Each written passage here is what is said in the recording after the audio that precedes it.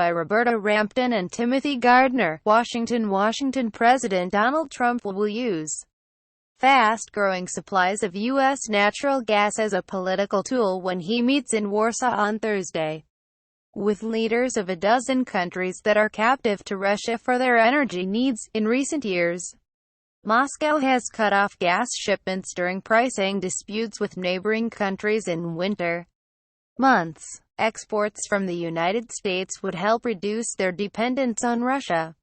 Trump will tell the group that Washington wants to help allies by making it as easy as possible for U.S. companies to ship more liquefied natural gas (LNG) to Central and Eastern Europe, the White House said.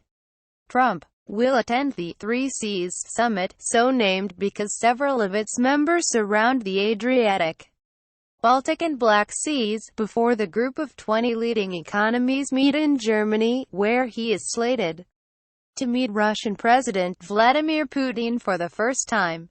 Among the aims of the Three Seas project is to expand regional energy infrastructure, including LNG import terminals and gas pipelines.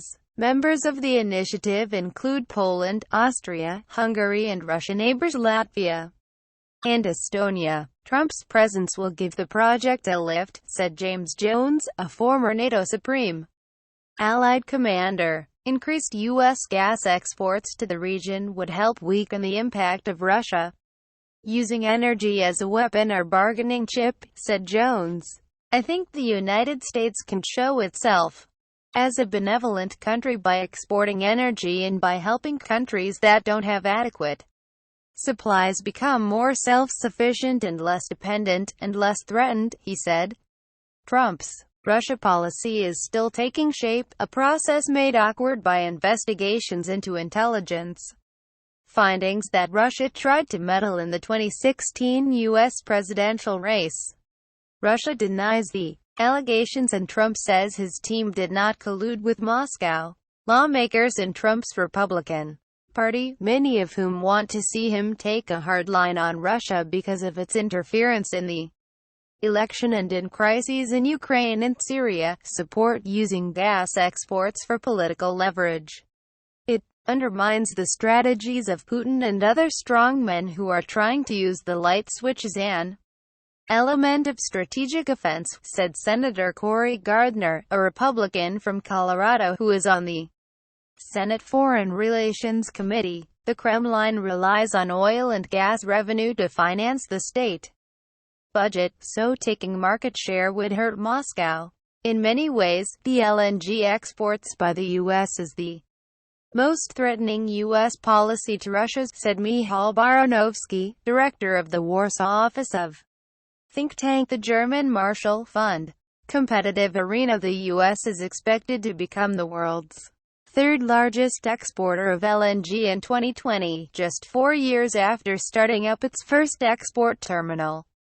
U.S. exporters have sold most of that gas in long-term contracts, but there are still some volumes on offer, and more export projects on the drawing board. Cheniere Energy Inc. (LNG), which opened the first U.S. LNG export terminal in 2016, delivered its first cargo to Poland in June. 5 more terminals are expected to be online by 2020. Tellurian Inc. (TEL) has proposed a project with a price tag of as much as $16 billion that it hopes to complete by 2022, in time to compete for long-term contracts to supply Poland that expire the same year and are held by Russian gas giant Gazprom. GAZP. We would like to be a supplier that competes for that market, Tellurian chief executive Meg Gentle told Reuters. A global glut in supply may, however, limit U.S. LNG export growth, regardless of Trump's support. The glut has depressed prices and made it difficult for LNG exporters to turn a profit, said Adam Seminsky, an energy analyst with the Center for Strategic and International Studies.